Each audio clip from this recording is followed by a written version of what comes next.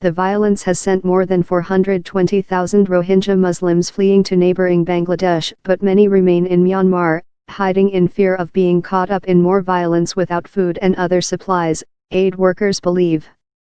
The protest was testament to rising communal animosity that threatens to complicate the delivery of vital supplies. The protesters, some carrying sticks and metal bars, threw petrol bombs, and about 200 police were forced to disperse them by shooting into the air, a witness said, adding that he saw some injured people.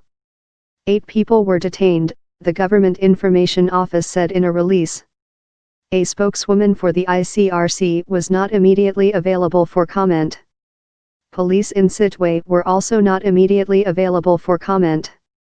Tension between majority Buddhists and Rohingya in Rakhine State has simmered for years, but it has exploded in violence several times over the past few years, as old prejudices have surfaced with the end of decades of military rule. The latest bout of bloodshed began in August when Rohingya insurgents attacked about 30 police posts and an army camp, killing about 12 people. The government says more than 400 people, most of them insurgents, have been killed since then.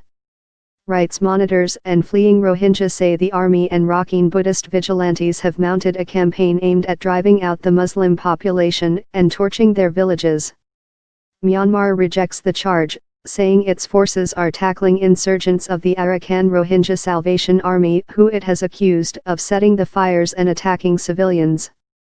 The violence and the exodus of refugees has brought international condemnation and raised questions about the commitment of government leader Aung San Suu Kyi to human rights, and prospects for Myanmar's political and economic transition.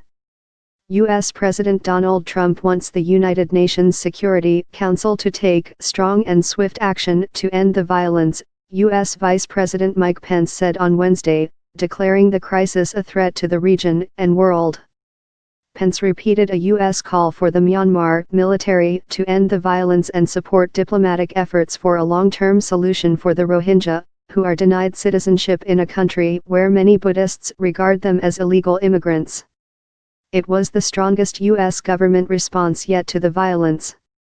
Suu Kyi addressed the nation about the crisis on Tuesday and condemned abuses and said all violators would be punished, adding that she was committed to the restoration of peace and the rule of law. However, she did not address UN accusations of ethnic cleansing by the security forces, drawing a cool international response. The military is in charge of security.